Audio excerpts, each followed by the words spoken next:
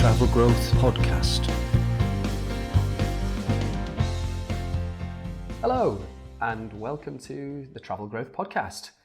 I'm Tom McLaughlin, founder of SEO Travel, and this is where I speak to successful travel business leaders and dig into the successes, challenges, and learnings from their experiences over the years, so you, the listener, can take away actionable advice to enhance your own businesses and maybe even lives too. My guest today is Peter Banks. Peter is the managing director at Rudding Park, a privately owned luxury hotel with destination spa, 2 golf courses and conference and event space in Harrogate up in sunny Yorkshire. He's been at the helm of Rudding since the beginning, overseeing the launch and a raft of updates and improvements over the years that have led to Rudding winning award after award. I've got a strong personal connection to the place, with my brother having got married there, and I also have been a very happy customer after many visits to the hotel and the spa. So it was fascinating to sit down and speak to the man behind it all to try and uncover some of the secrets to its success. And boy, does Peter deliver. He's a hugely entertaining storyteller and unsurprisingly has some very illuminating experiences to draw on after a long career in hospitality.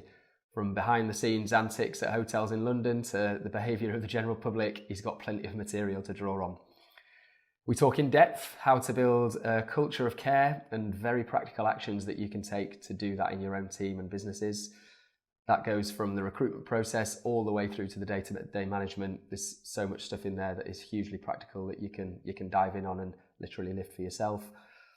We also cover Peter's thoughts on how Rudding approaches its brand, why cash is everything, and some fascinating insight into how TripAdvisor works and what Rudding did in the past to gain success there after Peter spoke directly to them about how the system works. Whether you're an established hotelier, you work in hospitality, or you just run a business in the travel sector, I think you'll find this one fascinating. I did, simply as someone who just uses hotels, so it's a pretty low bar for enjoyment. This one is quintessential Yorkshire from top to bottom, with Peter even getting delivered a cup of tea during the conversation. So put the kettle on, relax, and enjoy me talking to Peter Banks. Peter, welcome to the show. Hello, Tom. How are you? I'm good, thank you. Yeah, thank you for coming on. As a regular visitor to Rudding and having had some family experiences like my brother's wedding there, I'm a big fan of the place, and yeah, it's a pleasure to have you on and find out a little bit more about behind the scenes and what makes the wheels keep turning. So yeah, really excited to learn more about what's made the place a success, and obviously you've been there for the full stretch. So looking forward to digging into 25 years, man and boy. So tell us, before we get into the Rudding stuff, can we go right back to the start and tell us how you got into hospitality and kind of where your first taste was? Yeah, sure. I didn't work very hard at school, and the careers master told me, he actually said to me, Banks, he didn't like me very much, by the way, and he said, Banks, he said, I suggest you do something with your mouth rather than your brain. Try hotels. Now he was actually here's my tea, marvelous. Just pop it down there, mate. Thank you. And he was actually wrong, because I actually ended up getting ABC at A-level because I worked really hard for 6 weeks. So I could have actually gone to any university in the country apart from Oxford and Cambridge. But thanks, man. It's good. Thank you. Cheers. Thank you. But by then I'd seen a sign on the careers notice board saying Savoy Management Training Scheme, 2 E's, and I thought, fantastic! Even a thickly like me can get 2 E's. So I went up to London, dressed in my dodgy cheesecloth suit, and we got showed around the Savoy. And I still remember to this day being in the Savoy kitchen, and it's like being at the centre of the engine room of an ocean-going liner. And there were all the chefs and massive, great big white hats in those days, those big white paper hats. And they were shouting over the microphone. It was all in French. "Ça marche, envoyez," and "Oui, chef, come in now." And this food would appear from sort of all the different sections. and then these incredibly glamorous Italian waiters, because they were all Italians in the mid '80s. Dark hair, flashing brown eyes, amazing smiles, all dressed in sort of black tailcoats. And they come gliding through. They were so cool, these guys. They didn't actually walk. They glided through these swing doors into this maelstrom of noise, picked up the food, and then glided back out again. And we followed them out. And then you went from this absolute bedlam into the Thames foyer, where there was the string quartet playing, and it was all just so cool. And I just got seduced by the glamour of Great Hotel. Nice. And so how long were you there? What did you do? What was the management course? 5 years in total. I did every single job under the sun. My first experience was as a meat porter. So the Savoy company at those times was the Savoy, Claridge's, the Berkeley, the Connaught, Simpsons in the Strand, and Wilson's, a small restaurant on Jermyn Street. And we centralised all of the meat purchasing. So we used to go to Smithfield Market in the morning, and we would at 4 o'clock in the morning, and the meat buyer for the Savoy would order, so many, 50 lambs and 80 loins of ribs of beef, or whatever it was, so many half pigs, and etc. And they would then get delivered to the Savoy Meat Department, which was in the covered way underneath the Savoy. It's called Savoy Way. If you ever walk down there now, you can just go down, and it literally goes underneath the Savoy Hotel. And there was a butcher's shop there. There were 4 permanent butchers just chopping stuff up, and I turned up at 7 o'clock in the morning, dressed in my oldest jeans, my oldest trainers, and my dodgiest jumper, and proceeded to throw meat around for 5 weeks, and proceeded to get beaten up by the Irish meat porter Stan,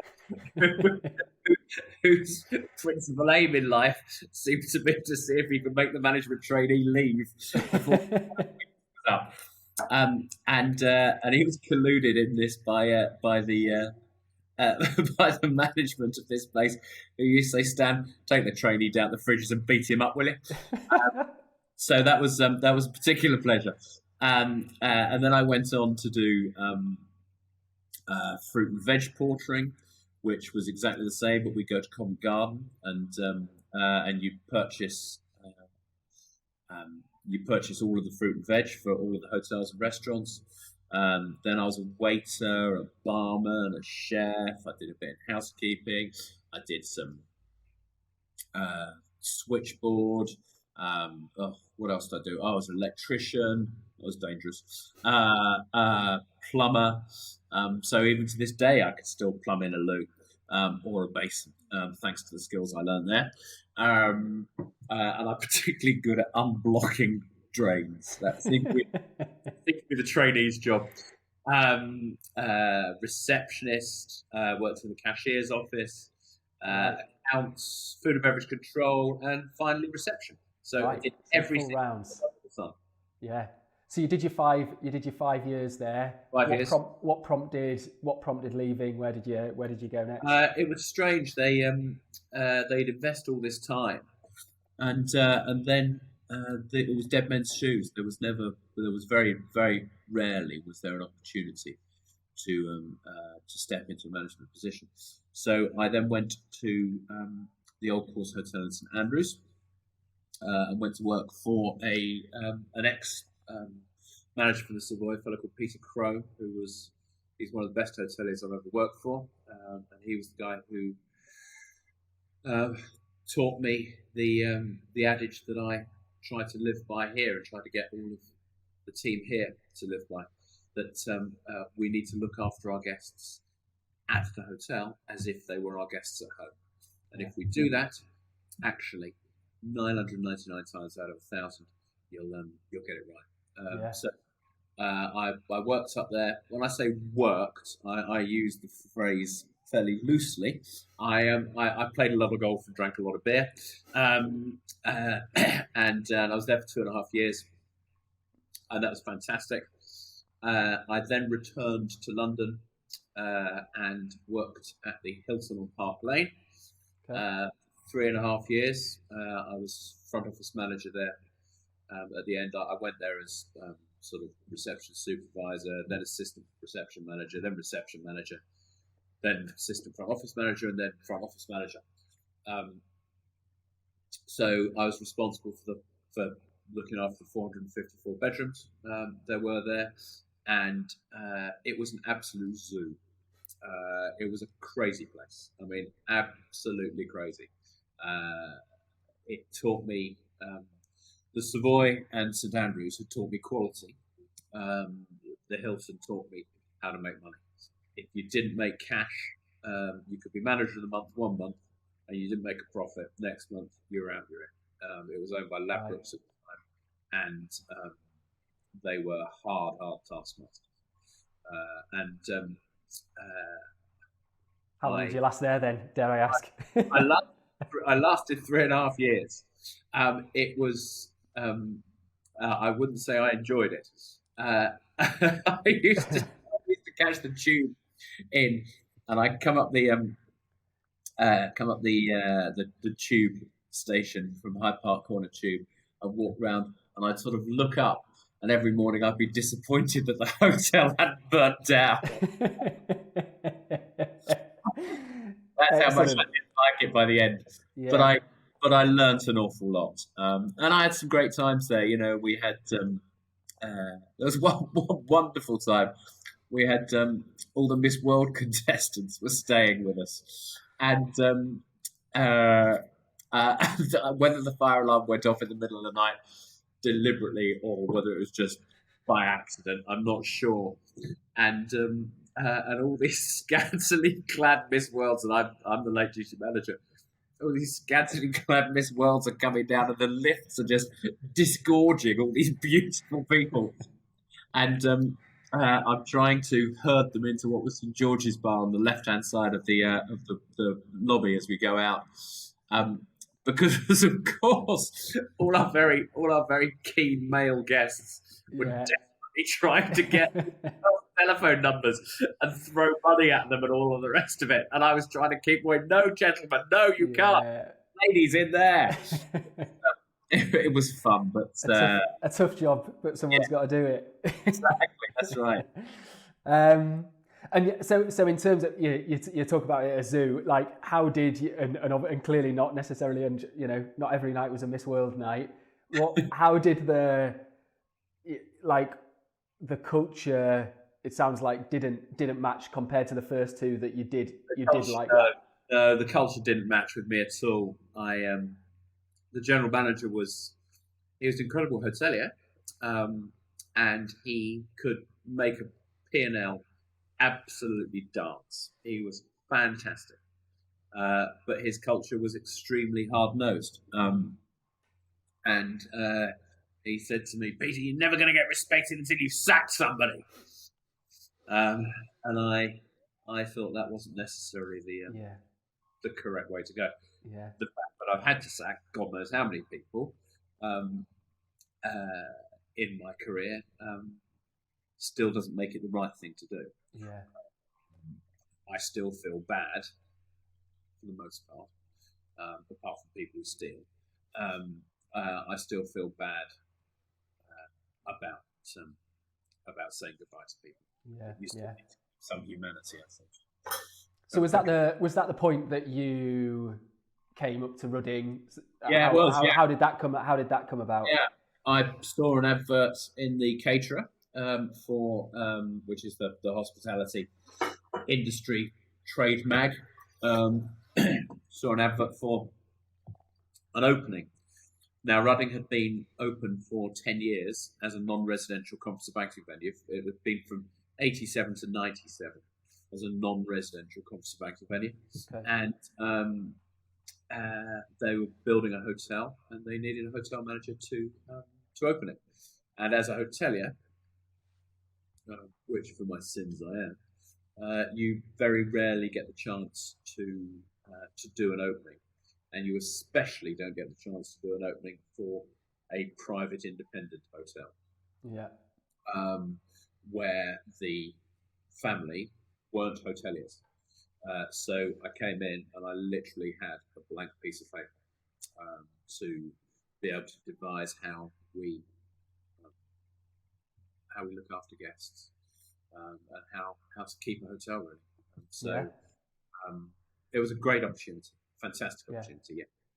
Yeah. And since you've come in, obviously the hotel's grown in many senses in terms of the way the buildings and all the things that you've got in terms of what you offer. When I started in '96, we had we were turning over a couple of million quid. We'll now do 25 million this year. I turned up to open the hotel, but it was still being built. There were still builders all over it and all the rest of it. So had to buy everything, had to employ all the staff, set the budgets, all of the rest of it. And that was great fun, really, really good fun. And that was a £3.5 million job. The house and the hotel, which you will know, but for those listeners who don't, the house is the old part of the house. Dates from 1825, and the hotel obviously was built in '97. The style is exactly the same. The stone had to come from the same quarry, so it looks very seamless. But because it's Grade 1 listed, the original house, but they didn't used to be connected, so we connected the two buildings up, which from a management perspective was fantastic. It was only separated by 50 yards of courtyard, but the culture in one part of the business and the culture in the other part of the business was so disparate until we connected the two buildings up. We connected them up, and it was much easier to manage. So that was a £1 million job, and we did an extension to the restaurant. We then did the then we did another extension to the restaurant in 2006 when we took the capacity in the dining areas to 180, because we knew in the fullness of time we were going to go up to 90 bedrooms. And one of the things that drives me mad about hotels is having to queue for breakfast. Doesn't matter how many glasses of orange juice you give me while I'm queuing, I'm still queuing for breakfast. I don't want to do that when I've just paid 350 quid a night. So we built that in 2006. That was another £1 million. We extended the golf academy and built the short course, in addition to the big course, which had been built in '93. So that was another £1 million in 2008. We then added another 40 bedrooms, or 48 bedrooms, but a net 40 bedrooms to take us to 90 bedrooms. We opened them in 2010, and then we started work in 2015 on the spa, and we opened the spa in 2017. Takes us up to date where we are now. Yeah, nice.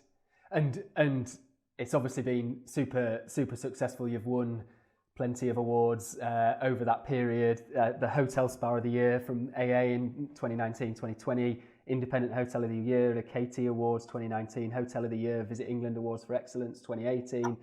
They were just a few that I picked out, but there were many more. What are the ingredients behind the success?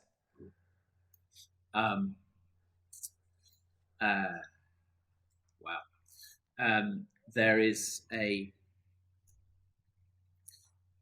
in hospitality, we're not making widgets. We don't put a block of metal in a machine and then it goes through and then spews out widgets or paper clips at the other end. There are 1,000 different ways to make or lose money every single day. And you need to be pulling all of those strings all of the time.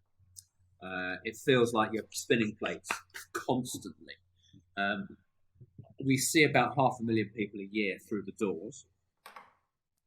And of those 500,000 people, on average, let's say on average, there are 10 touches. And by touches, I mean when the porter says hello, or the reservationist says, how many people do you want to have for dinner? Or the spa therapist gives you a massage, or whatever it is. All of those are touches. So let's say on average, there are 10 touches per guest. Some have less, some have more. If somebody's just coming for a game of golf and they don't go for a pint, then there's only one touch when they come in to register. But literally, when somebody comes in for the restaurant, they may well have 15 different touches. So let's say on average there are 10 touches. Multiplied by the 500,000 people, that's 5 million opportunities for and it's always my lowest paid members of staff, to say something and I can't check it. This isn't a production line where I can get a supervisor at the end saying, that doesn't look quite right, we'll send that one back again. Once that member of staff said it, it's gone. It's out there. 5 million opportunities to screw up. 5 million opportunities to say to somebody who's bringing you £250,000, no, you can't have that because the rules say this. And that is the sort of those 5 million opportunities to screw up for Captain Cock-Up to come to stay. That's what keeps you awake at night. Yeah. How do you stop that? You try to create a culture of care, where I don't mind if my team make mistakes. What I can't stand, can't abide, and can't allow is if they don't care. They have to care for their stuff. Have to care for their guests. So in there, of course, is actually me having to love them. And it's the other part of it, of course, is the money side. So you've got guests, staff, and cash. And those are really the three pillars on what it's built. So the mantra I always try to live to is you've got to care for your guests, you've got to love your staff, and you've got to watch every penny. And if you do that, then, hey, the rest is easy. Yeah, amazing.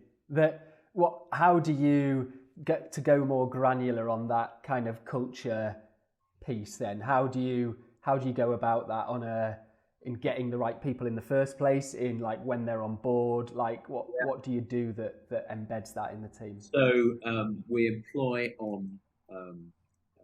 don't employ on skill. We employ on attitude. I can teach somebody how to check a guest in. It's not particularly difficult how to check a guest in. Of course, stuff like therapists, they need to do their 3 years at college. But for the majority of my jobs, we can train them how to do it. We can't train them how to have a decent attitude, and we can't train them how to care. So we look for that at interview. Through behavioural interviewing, and I've just run another couple of behavioural interviewing courses, which gives my guys who are doing the interviewing some tips in how to look for it, what messages people are sending across. Then we have. Can you share any of them? Those tips. Yeah. So it's you have to ask W questions. So I've got a stock load of 10 questions, and they're open W questions that will not allow the interviewee to say yes or no. So tell me about what was your worst guest complaint.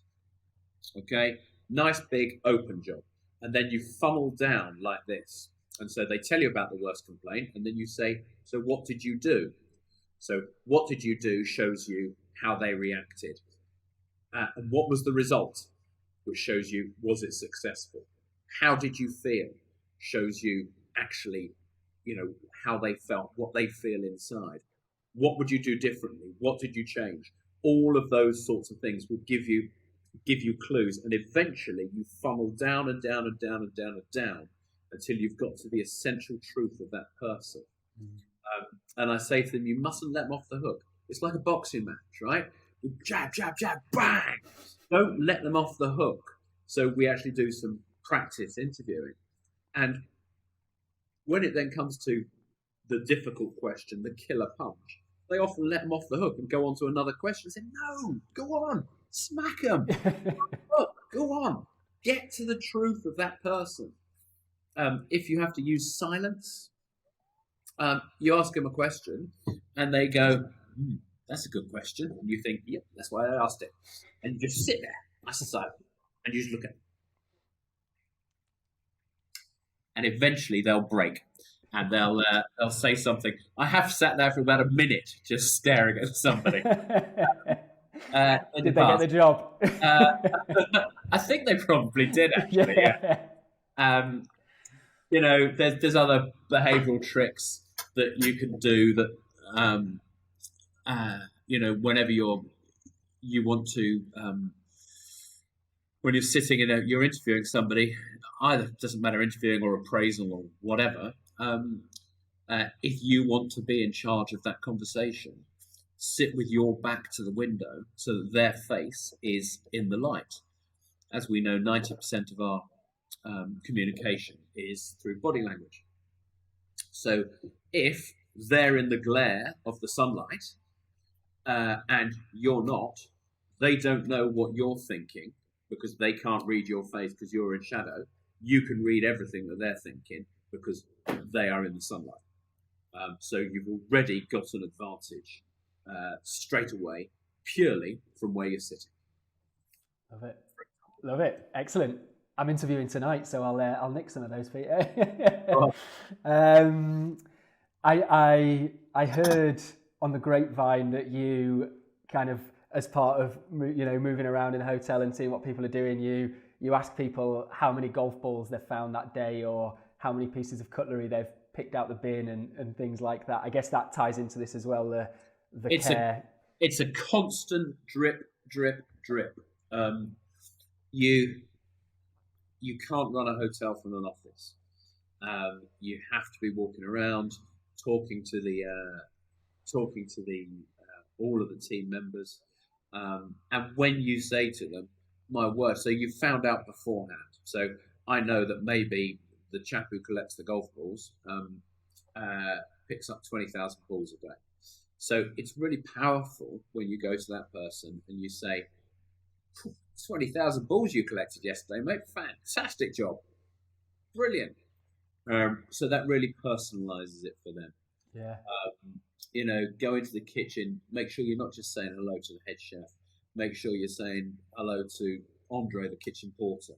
You're pumping fists with him and all the rest of it. It's really, really, really important that you give of yourself all of the time to guests and staff. It can become quite draining. Yeah. Well, I was going to say it's like what does the team look like now? How many people are there? And I guess that can't just be you doing that job. That's got to have filtered down to management and structure. Yeah, it's too big now. We've got over 300 staff, full-time team members now. And I now have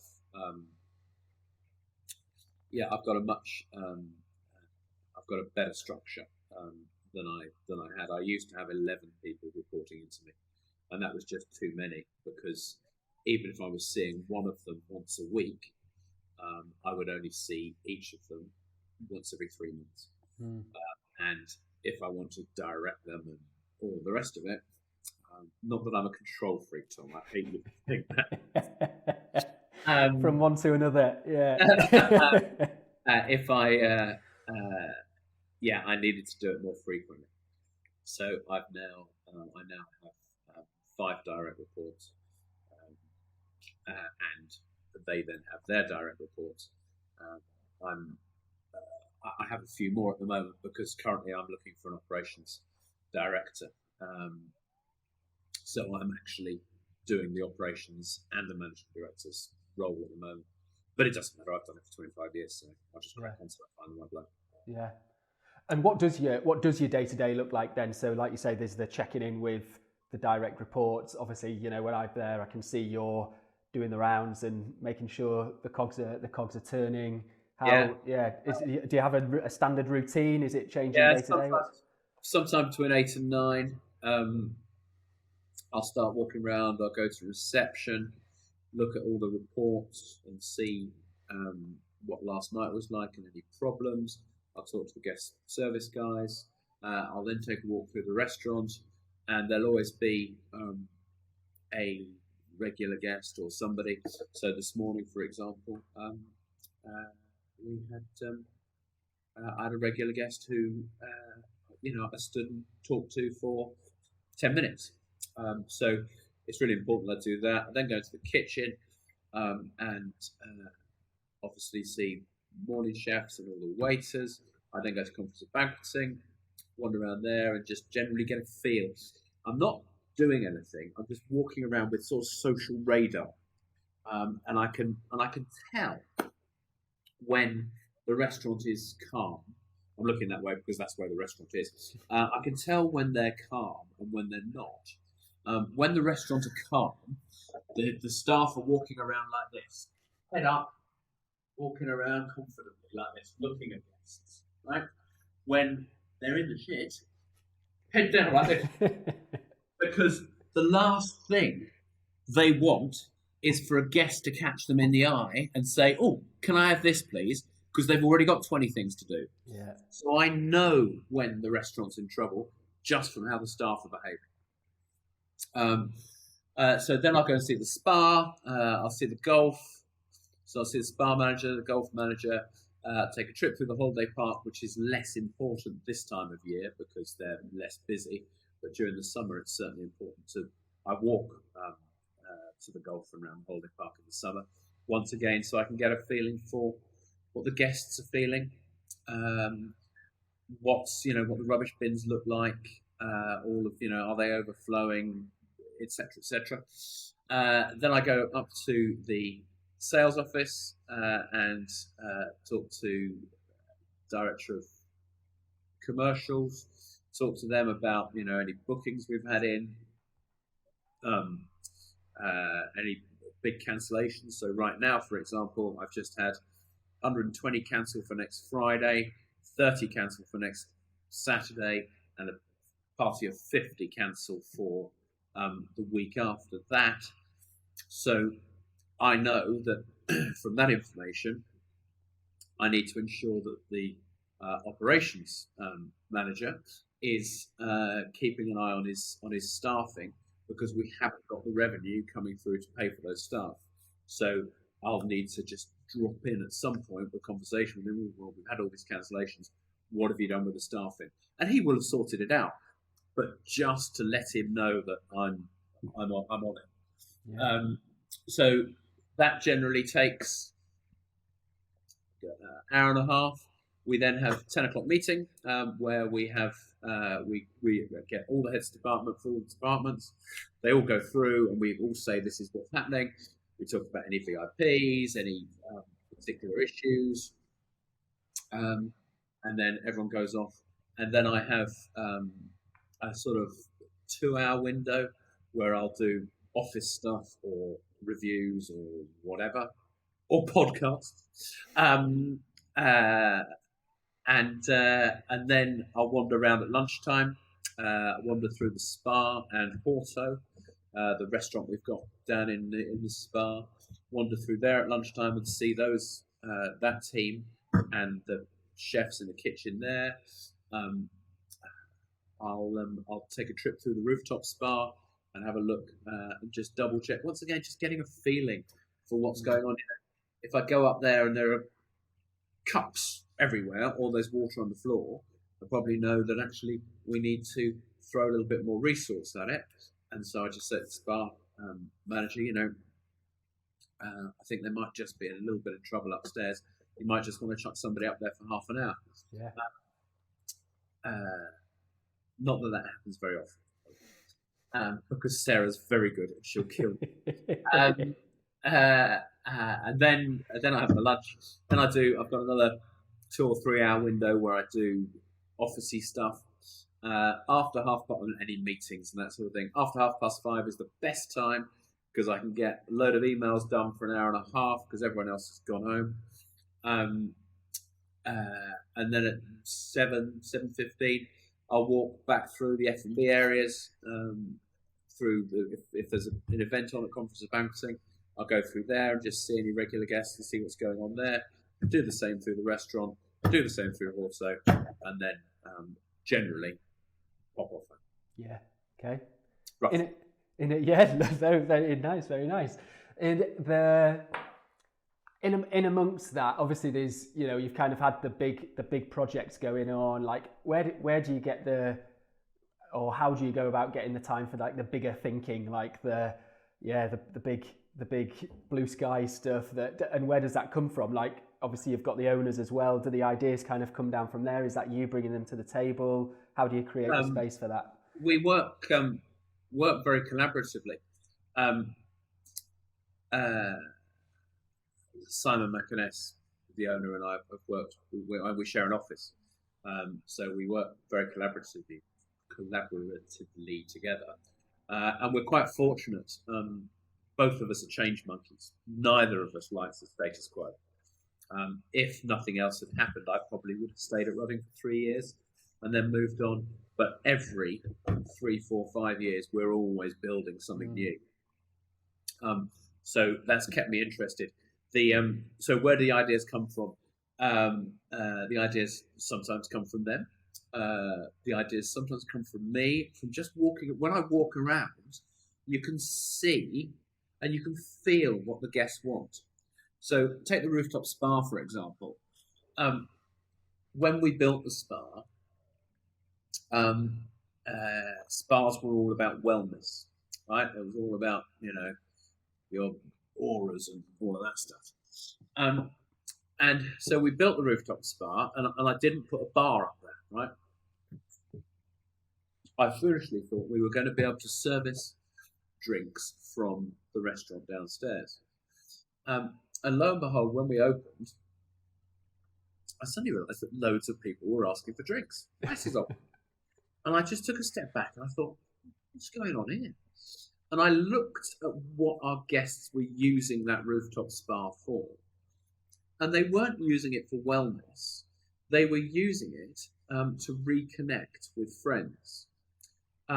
This was just it was a really beautiful environment with lovely hot tubs and saunas and all the rest of it. But they wanted to use it instead of going like they would if they'd gone down the pub or had a meal in a restaurant. So they wanted to use it for a reconnection, and that meant that actually they wanted to have a drink. So lo and behold, we then put a bar in up there. Well, it's not really a bar, but it is sort of. Anyway, it's all self-served. It's all served. So it's served to your loungers. So you've got loungers all over this rooftop garden. Which if you've ever been to Kensington Roof Gardens, it's a bit like that. And there are loungers all over it. And in the middle of summer, it's like the south of France.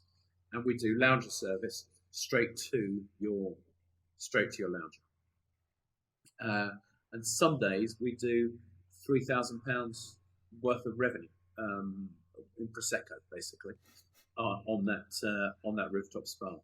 And I only picked that up because I was out there thinking, oh, look at that, what's happening on that pattern? Why are they doing that? So quite a lot of the ideas come from talking to guests, talking to staff, having the social radar up here, and industry knowledge, seeing what everyone else is doing in the industry is important as well. Yeah, cool. And then just going back to like the team and the people in the team. You obviously changed one of those changes you made. You went from 50 to 90 rooms, and we talked before about how the people that you needed that got you to that kind of first stage of the business growth then weren't necessarily the right people to do the next stage. Can you talk a little bit more about that and who's right for what and kind of what changes that you needed to make? Yeah, it's there's probably been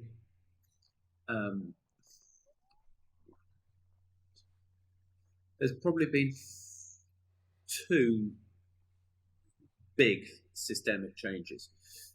The people who get you from 2 million to 5 million, and then from 5 million to 15 million, aren't always the people to get you from 15 million to 25 million, because they can't cope with the scale. So we had some really, really good people who got us to 5 million, and they couldn't cope with the fact that actually now it was more commercial, and so they all left. When we then went from 50 to 90 bedrooms, we doubled the size. Ditto, there were some fantastic people in 2010, but they couldn't cope with the scale and size of the business. And so they left. I built up enough trust with the team in 2008 and 2009 when we were building the hotel.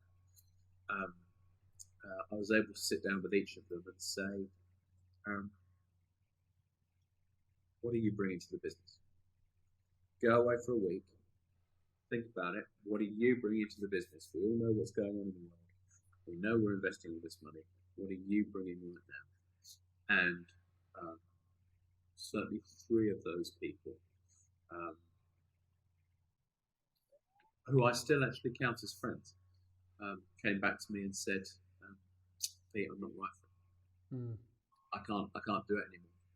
And so they went on and found some other stuff, which actually they're much happier doing than working in a much larger, faster paced organisation. And we're going through another one of those changes now, with me not having 11 reports, only having 5 reports. There's a bit more of that storming, norming and performing business happening, which is which happens in, change is essential in any healthy business. Yeah, and you're right. It's not all about the business, is it? It's about like the people as well, and like recognizing that it's not right for them. I think that's it's easy to look at it from the business side of it and say, you're not right for us anymore, it's time to shift along. But I think it's like finding the alignment between the two, and if everyone works it out together, then it doesn't need to be a horrible kind of push, going back to the sacking earlier. It's like, it doesn't need to be like that. Everyone just works it out. Exactly. Everyone works it out. And it might be that there's another role within the organisation that is better for them. Yeah. In which case then you don't want to lose those people. We've got the one of the big issues we have at the moment is obviously in hospitality per se is staffing. It's the biggest issue for this year, and the hospitality industry had before 2019 an average of 60% staff turnover. That's 6 out of 10 staff leave every year. It's shocking. We had an average of 40%, and we were patting ourselves on the back. Well done, you. Still, 4 out of 10 people leave every year. What are we like? So I've had we've had a real splurge on. It's not a recruitment crisis. Well, it is a recruitment crisis, but more, it's a retention crisis. Yeah. And we as an industry need to accept that we need to retain our team. It's not like you're too young to remember the comic strip and 5 Go Mad in Dorset, but obviously the famous 5 included Timmy the dog, and it's Aid Edmondson and Dawn French and Jennifer Saunders, and they're all clowning about in Dorset doing spoof famous 5. And the baddies they're following keep throwing poisoned steaks out of the car window. And Timmy the dog keeps eating these poisoned steaks. And there's a sort of phrase throughout the movie that goes, oh, look, Timmy's dead. And they go, we'll get another one. And I think that's really how the hospitality industry has been treating its staff. We've all just gone, oh, well, never mind. just lost another waiter, or oh well, another housekeeper's gone, or another chef. Never mind, we'll get another one, because we've been mainlining on cheap labour, principally from Europe, and that has now been absolutely cut off, and we're in trouble. We're partly in trouble of our own making. We should have looked after our teams better. We should have paid our teams more. We should have loved them more, if we're being honest. We didn't, because corporate and financial pressures meant that general managers had to keep pushing and pushing and pushing to make as much money as possible. Otherwise, we'd all be out of a job as well. So now we've got to have a rapid reassessment of how we look after our teams. And we need to ask ourselves: are all of our processes necessary? There's a real buzzword in the industry at the moment, or certainly for me, is where it's at, is about automating the mundane. So if something doesn't add any value to guests, why are we doing it with people? If we could do something which doesn't add any value to guests with a machine, why aren't we doing it like that? So we've got a camera, an ANPR camera on the drive.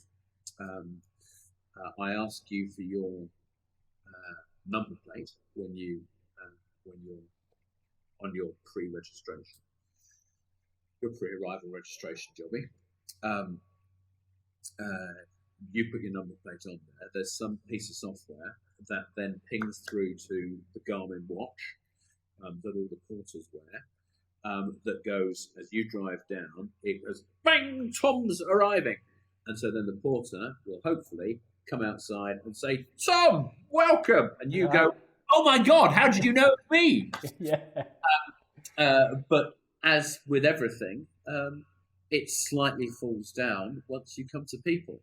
So training the staff in that's how it works is a really difficult thing, and making sure that they do it every single time, because it's gold dust. That is service gold dust. And I can't work with the watch. I don't know. I get a bit confused, And then, and this drives me really mad. And then we do even worse, because what we then do is the porter says, Tom, welcome, come on in. And so this is really good. So now you're feeling really special.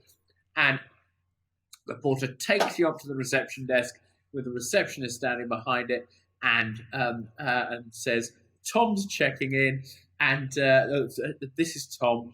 And the receptionist goes, are you checking in, sir? And you go, no, I'm here to buy some fish. Have you got any nice sea bass?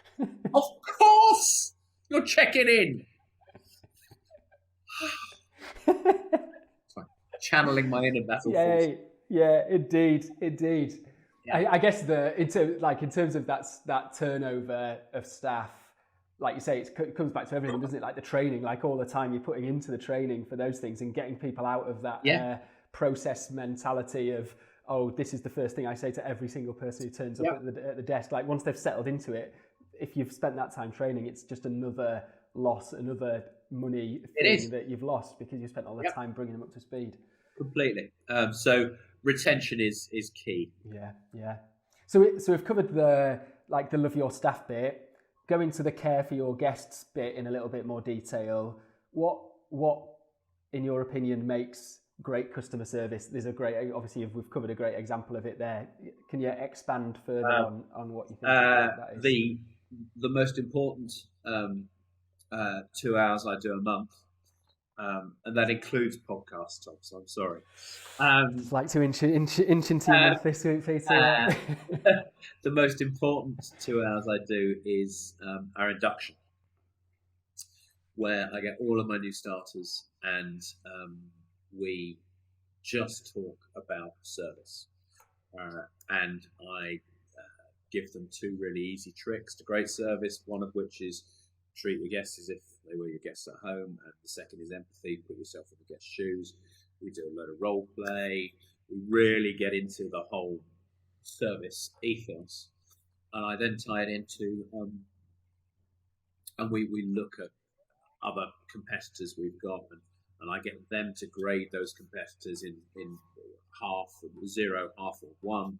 And 1 is one which has good service and good hardware. So good hardware and good software, a good building, clean, etc., etc., and beautiful, and then great service. A half generally is a beautiful building, but rubbish service, and a 0 is both poor. And I get them to start thinking about that. We then go into financial. We then look at how much money everybody, each department turns over, and then how each department is entirely dependent on each other. And then I finally hit them with the sucker punch, where I do the maths at the bottom, and of course we're a proper business where all of our developments are borrowed money. So it's all borrowed, and obviously when you borrow money, you have to repay it with interest. And I do let's pretend we've lost £1 million here, and then we can't repay that money. That's when the bank manager, who are lovely people when they want to lend you money, but they're all over you like a bad rash when they want it back and you can't pay it, as I know, and you can ask me about that later. Yeah, it's next on the list. Yeah. And I say, so actually, where's my easiest way to save money? And our largest spend is wages. 8 million quid's worth of wages, somewhere between 25 and 30 grand a day on wages, before I've opened the doors, before I've boiled the kettle, before I've bought the milk for my cup of tea. £25,000 behind the 8 ball every single day. And that while they're there trying to work that out, bloody hell, wow. I say, why might this figure drop? And they go, oh, poor service. And I go, great, so super. So actually, the essential truth of a hospitality business is that poor service threatens your job. And then I pick one of them who's got kids, and I say, look, it's too big a business for me to see everything that's going on everywhere nowadays. So you all have to have each other's backs. So it's your responsibility to ensure that Molly's child is fed today. That is your responsibility. Heavy, heavy weight. Every single time you provide poor service, you're threatening Molly's kids' food. And you literally see the penny dropping. Yeah. Poor service doesn't just threaten my job, it might threaten somebody else's job as well. And then it's just a drip, drip, drip, drip, drip every day. And when you've created a good enough culture, somebody who doesn't provide that service, that animal is excluded from the herd by the other healthy animals. That animal is excluded from the herd, and it's then my job to put that animal out of its misery. Mm. So often it is me who spots the poor service providers. Yeah, right. Their team members as well. Yeah. So when you've got a good culture. Yeah, fantastic. So you mentioned the bank managers, and them being nice when they want to be nice, and then it turning on its head at certain times. Tell us. Let's go to the Southwold experience. So you went to, was it 2006? You went to Southwold. 2006. I did I sort of did 2 days a fortnight up here, and I bought my own little restaurant with rooms in Southwold High Street in Suffolk. Beautiful building. 15th century. James II had stayed there. Beautiful pargeted ceilings, massive 6-foot open fires, foot-wide elm floorboards, all the rest of it. And it was lovely. It was really, really good. And we won. We were the first restaurant in the country to put food miles on the menu. I could just feel in the zeitgeist of what what the public wanted, that they wanted to feel that the food wasn't being flown in from Peru or Bolivia or wherever. And they wanted it local, so we went pretty hardcore. I wouldn't buy anything with more than 3 figures, so anything more than 100 miles, I didn't buy. Radius from Southfield, I didn't buy. So we didn't do scallops, we didn't do smoked salmon. If we were to do smoked fish, we'd do smoked sea trout because it came in from Orford Ness. We could do oysters because they came from Colchester. But I couldn't do scallops, for example. So we were pretty hardcore about it, and we set this. It was a closed restaurant. We refurbished it. I did most of the work myself with repainting, and I put in the new radiators. All the Savoy experience coming back round. Yeah, pulled all the floorboards up, and we redid the whole place, and it was great. And I had real fun for the first 6 months, and then I got really bored. It was only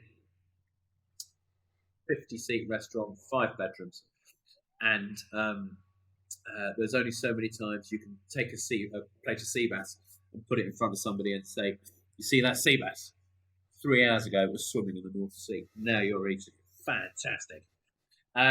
So Simon, the owner here, said to me, "Why don't you swap it on its head and do 2 days a fortnight down there and come back up here full time?" So I said, "Okay, jolly good." And unfortunately, that was in the back end of 2007 when the world went to pot, when the old financial crisis happened.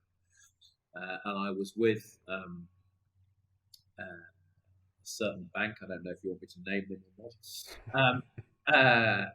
And they were renowned for having a special needs branch. I had a £40,000 overdraft, and I knew that I was going to go £2,000 over on wage day. I rang the bank manager, a woman called Carol. I still remember the name. And said, "Look, I'm going to go £2,000 over. Can I have another £5,000 extension to my overdraft?" "Oh, yeah, you'll be fine."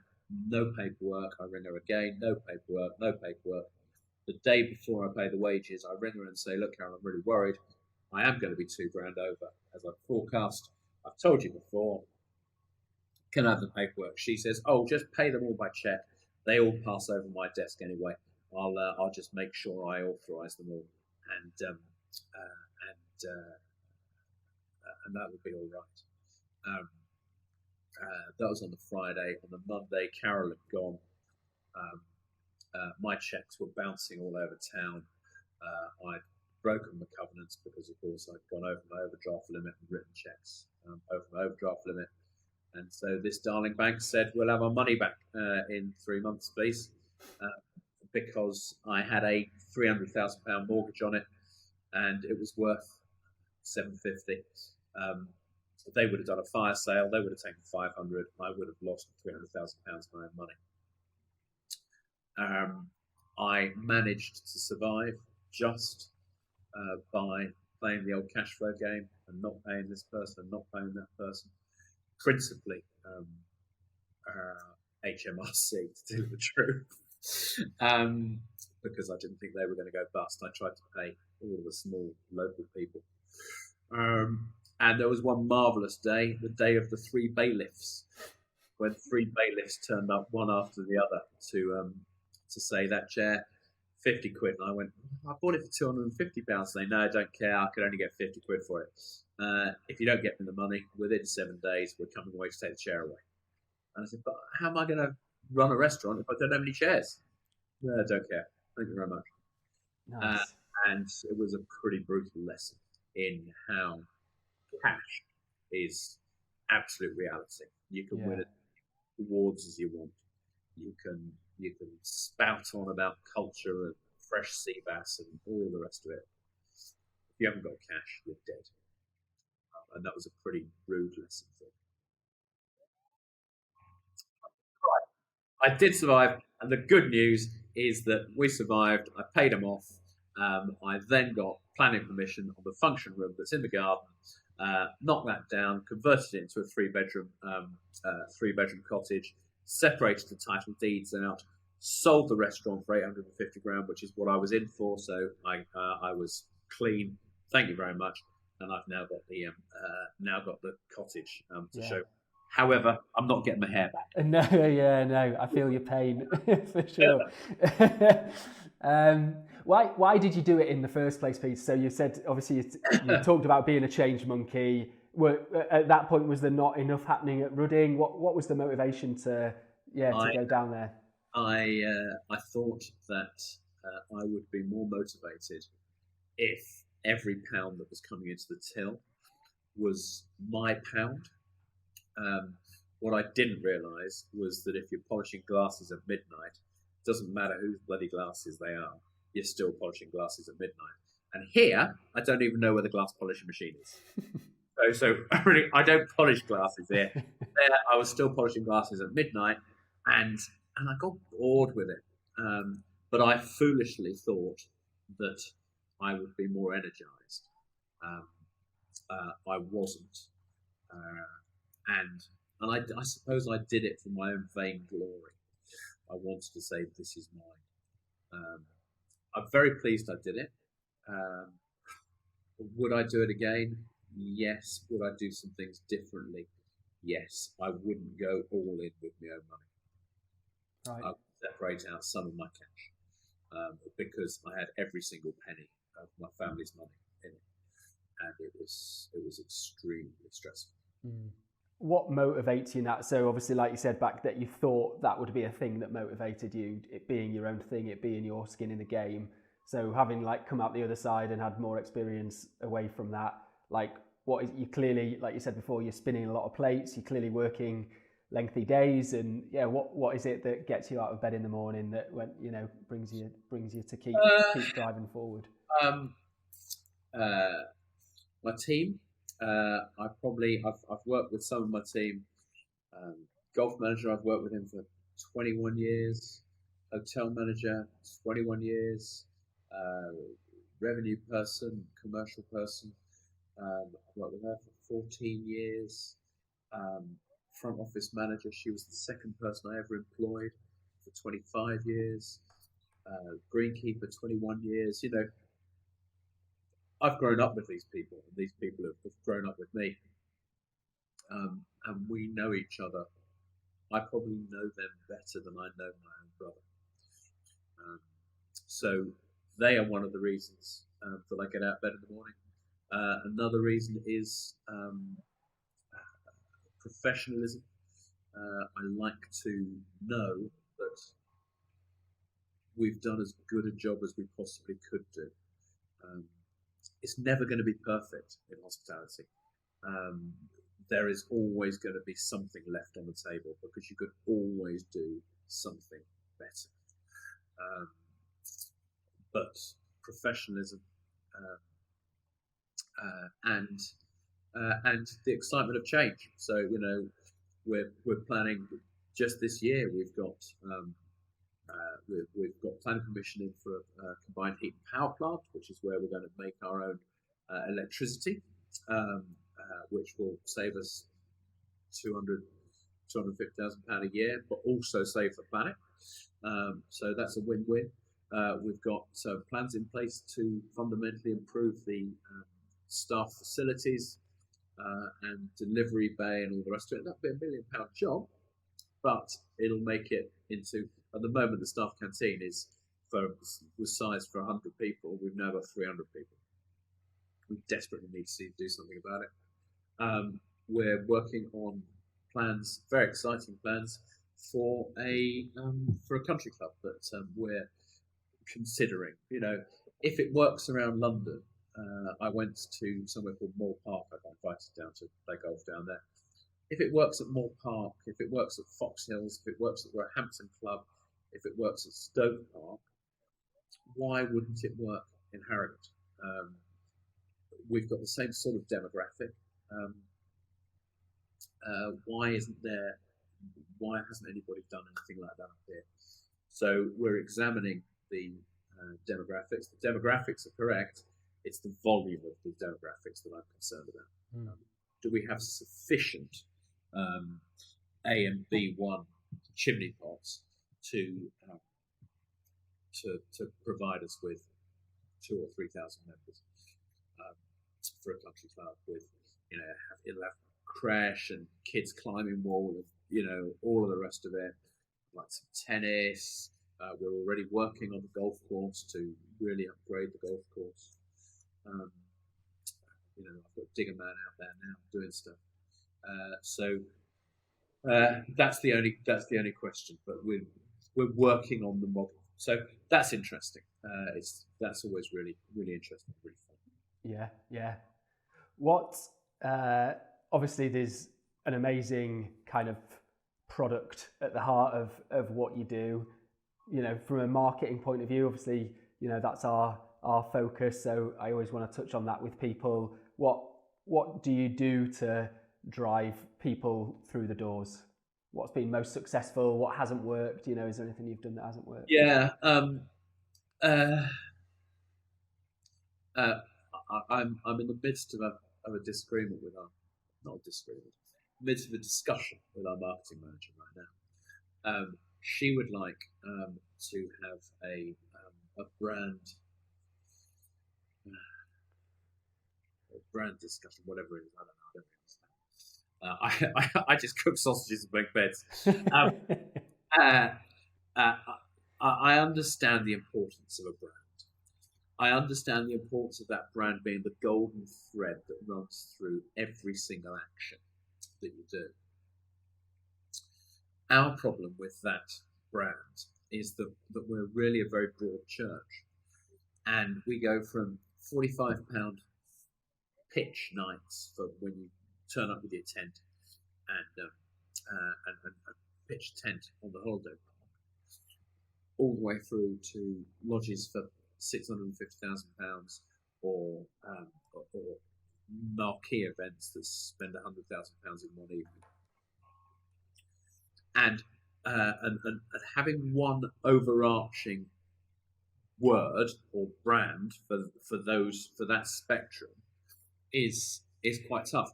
And I guess it's a bit like trying to have an overarching brand for drinks brand that did Tattinger and Buckfast.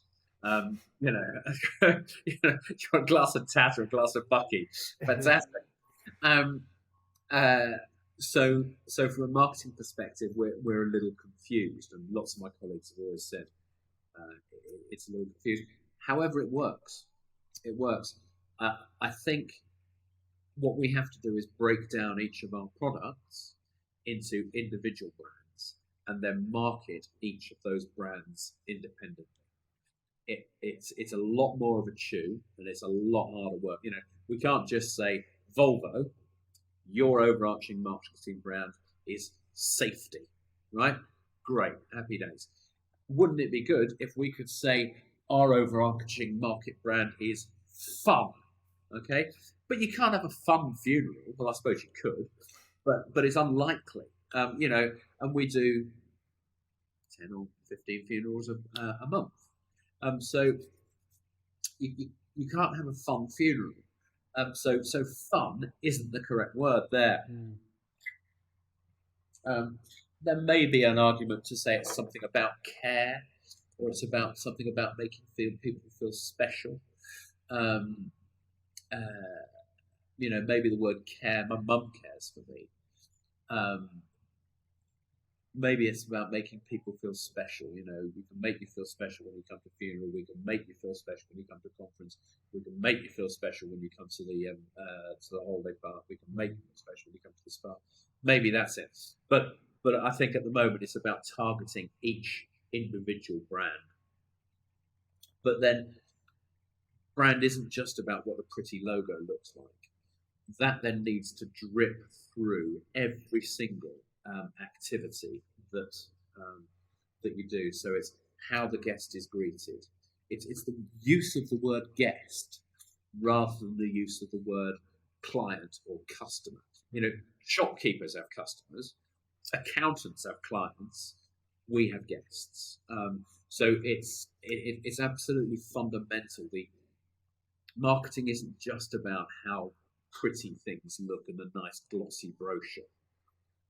Actually, marketing is about the glossy brochure all the way through to the kitchen porter doing the washing. Yeah. It's that old story, whether it's true or false or whatever, I don't know.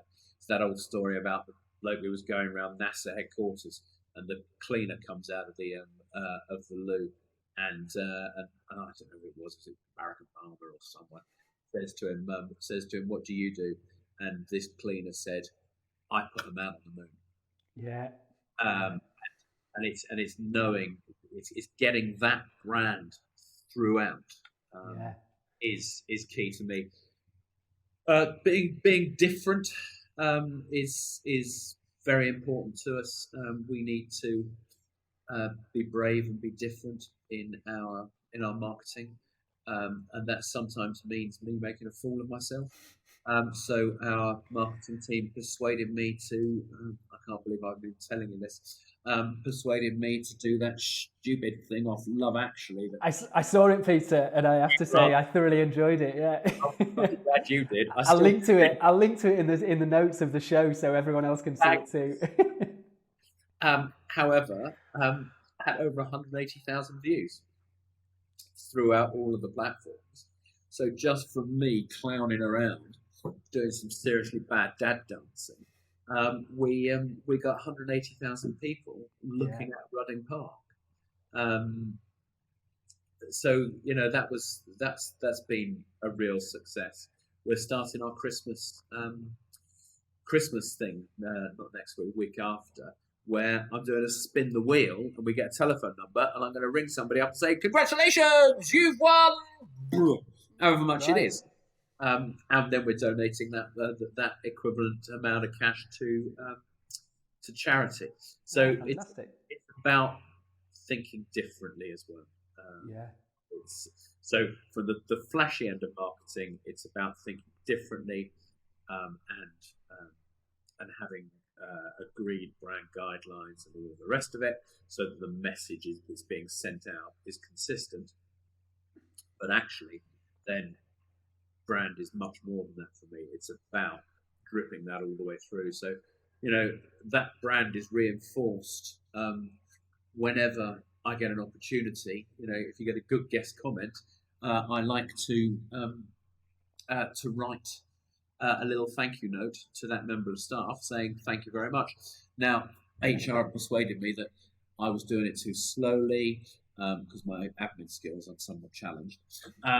And wouldn't it be nice if we just had a flashy printed piece of paper that just a nice card, it says, "Wow, thank you very much for loving the guests," and all the rest of it, whatever it says, whatever words. And we'll give one of those to the member of staff. And I've just said, I've been fooled into doing that for the last 6 months. So, but it doesn't have the same impact. I want to see the comment that the guests have said, so then I can write on there, "Dear Tom, thank you for looking after Mr. and Mrs. Smith. They absolutely loved you. You're a star." Yeah. Lost me.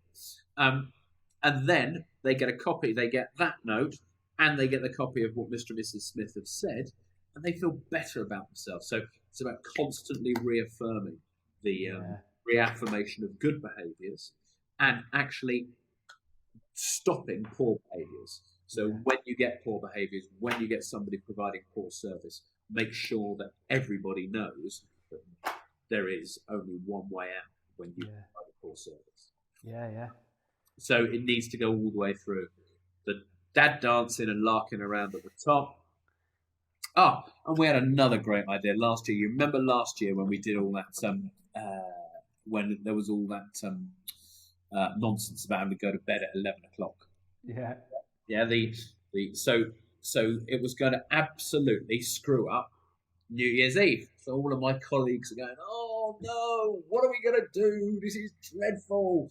New Year's Eve is screwed because we can't do champagne at midnight, all the rest of it." And I thought, tell you what, we're going to change time. We're going to have Rudding Park time. So when the guests arrived, I think I'm a bit mad here, we took the clocks 2 hours back. So at 5 o'clock, it was actually, no, 2 hours forward. So at 5 o'clock, it was actually 7 o'clock. Yeah.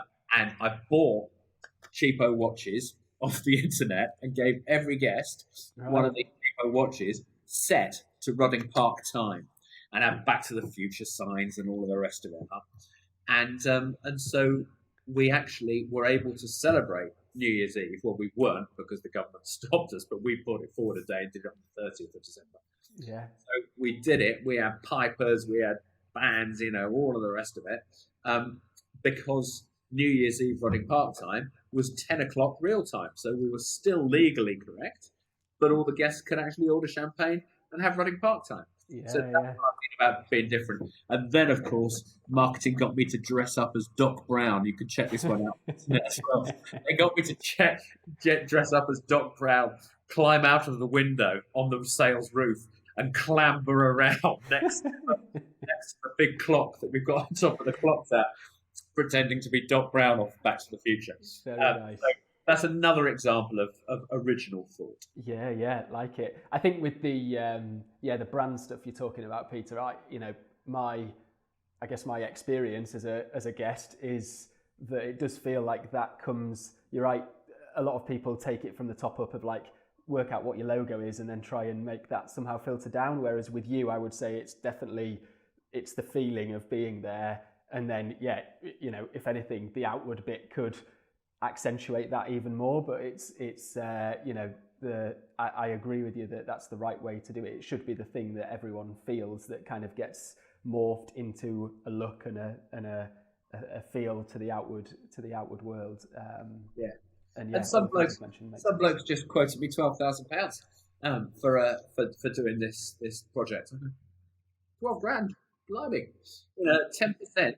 At 10%, I need to turn over 100, which is rough profit. I need to turn over £120,000. That's 12 weddings. Yeah, for probably just slightly changing the tint of purple you use, and then that'll be that. Anyway, not technical marketing specialists, but it's a big problem. There are easier hotels to brand than this. Tell me your thoughts on the TripAdvisors of this world and like reputation, reviews, kind of staying on top of that side of things. Do you do anything overtly to help that? Is there anything active that's happening there? Have you had any good, bad experiences with it? Yeah, TripAdvisor's a real issue. We've won TripAdvisor Best Hotel in the UK. I think it was 2008, 2009, 2011 and 2013. And in the old days, 2008, 2009, TripAdvisor used to be the people who won, and it was done, and I contacted them. Because I'm under no illusions. We're a good hotel, but I'm under no illusions that we're the best hotel in the UK.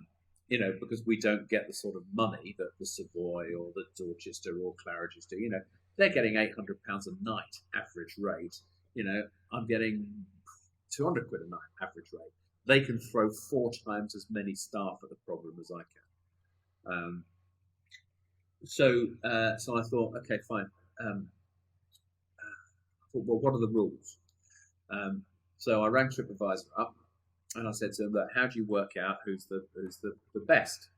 And they said it's simple. It's about volume of reviews. It's about quality of reviews, and it's about immediacy of reviews. And there's an algorithm that takes those 3 elements and puts them together.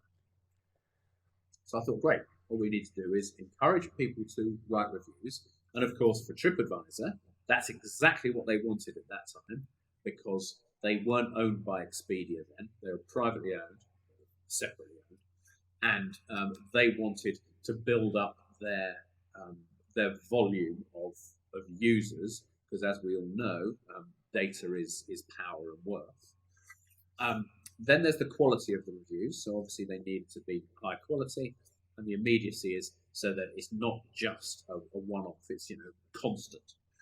So we then encouraged guests to write reviews, and I didn't encourage guests to write reviews for the hotel. I encouraged guests to write reviews for the poor downtrodden staff because they love seeing their name in lights. So we got quantity of reviews. Quality of reviews is all about doing a good job while you're here. And quality isn't just about encouraging lots of good ones, it's about keeping the negative ones off. So that means we needed a good system here for whenever there was the slightest problem, jump on it, sort the guest out, check they're happy, and they go away happy and don't slag you off on TripAdvisor. Sounds pretty obvious, but that was the way to improve the quality of our reviews. And what kind of things was that? Was that here's a voucher to come in if something's gone wrong, come back and stay, or was it just attention? Yeah, attention. And if it wasn't right, if the steak isn't correct, don't charge them for it. I never want to take money from people who are disappointed with the product. You know, I'd rather say, please, we got it wrong, because we don't get it right all the time. You're never going to get it right all the time in this game. With 500,000 people through the doors, 5 million touches, I am never, ever, ever going to get it 100%. It's just enough this game. I've just got to try to lessen the chance of there being a mistake. And then the immediacy was once again giving out cards, please do this. So when TripAdvisor was an independent company and was a review site, we won. It then got bought by Expedia, and I think it was Expedia. Anyway, it got bought. I'm pretty sure it was bought. It got bought, and all of a sudden you couldn't talk to anyone.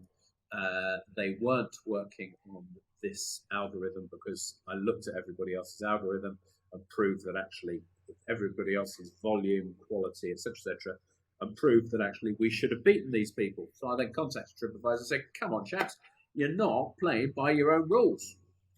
And they said, oh, well, that's not the rules anymore. It's now all about the words that are used. I said, fine, can you tell me what words they are used? And we can, see if I can do well. No. Because ultimately now, TripAdvisor are, they're not a review site anymore. They're now an online travel agent.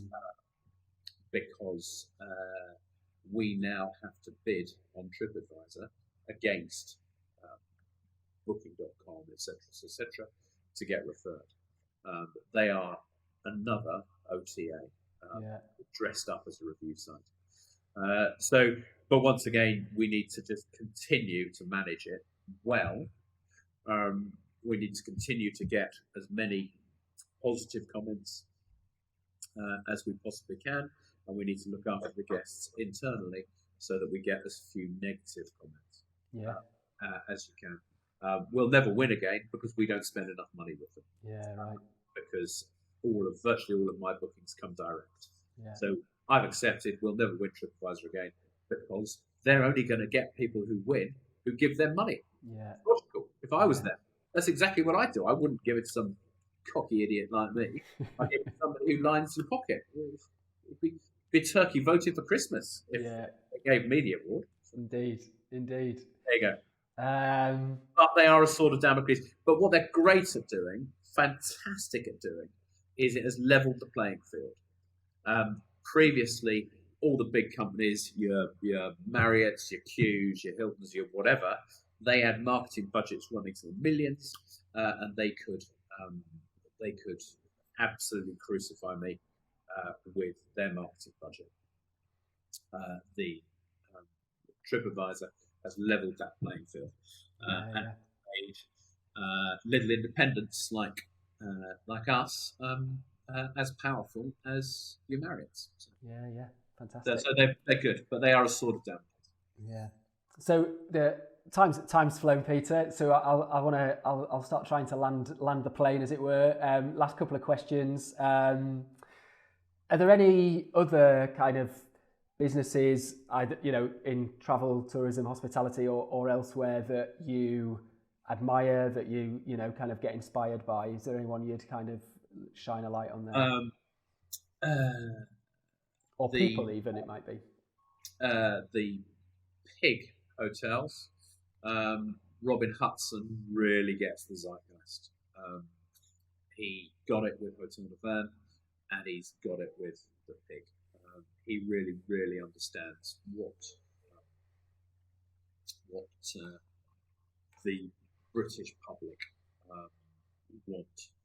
He's always got he has a natural talent for understanding what they want. So he's very good, and his hotels are good. Other good businesses. I don't know really. I haven't thought of one. It's really anybody who fundamentally understands what their guest or customer wants.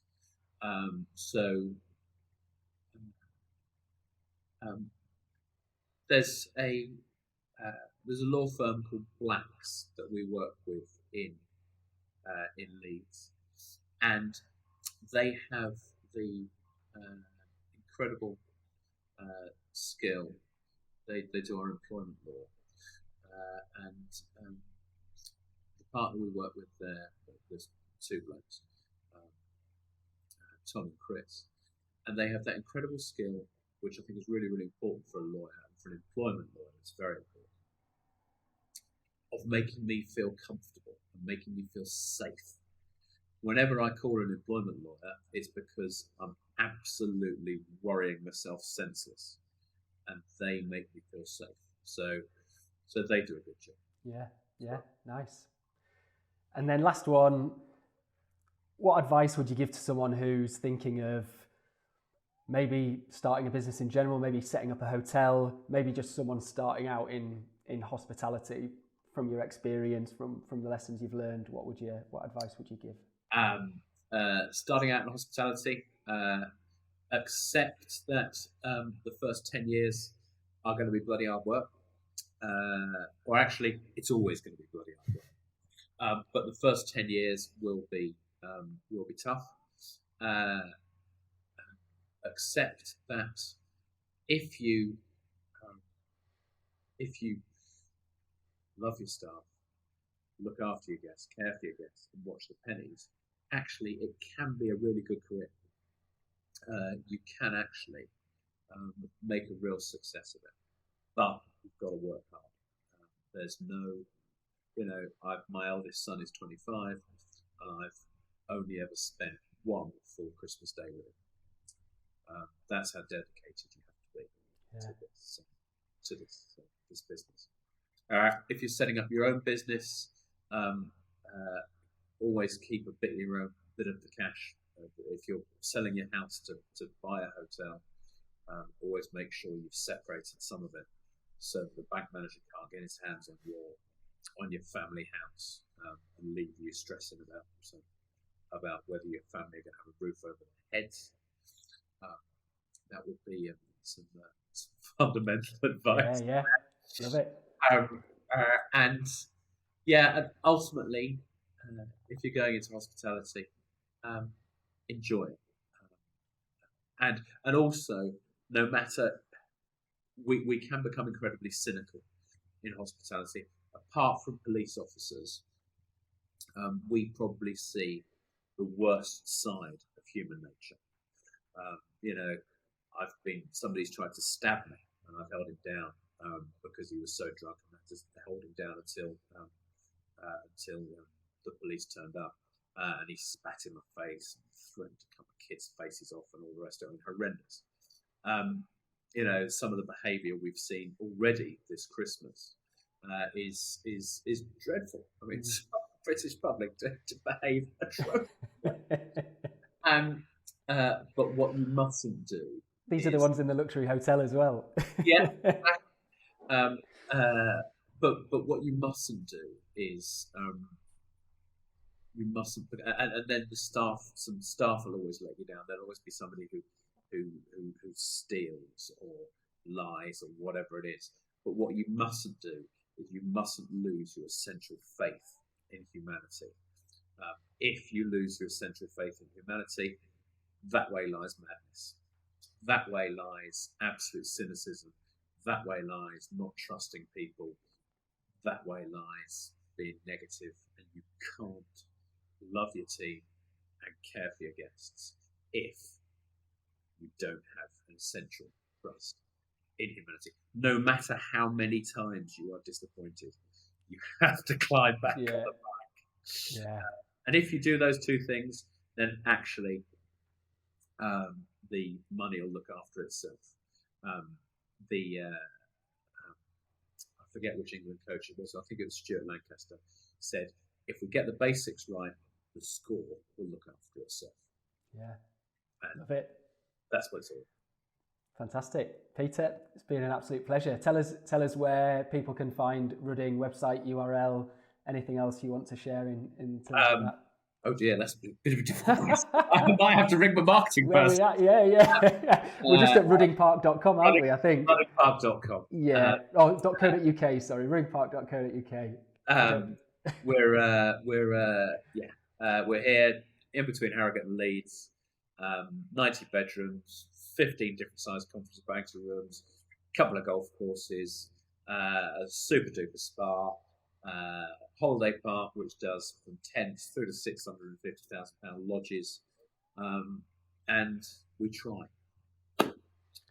I can vouch for it being a super place to have a good time. So yeah, love it. Thanks, Peter. Really appreciate your time. It's been a pleasure talking to you. Thanks for coming on. Great. I'll see you soon. Look me up when you're here, and we'll have a cup of tea. Will do. Love to. Thanks, Peter. Bye for now. Cheerio. Bye. And there you have it.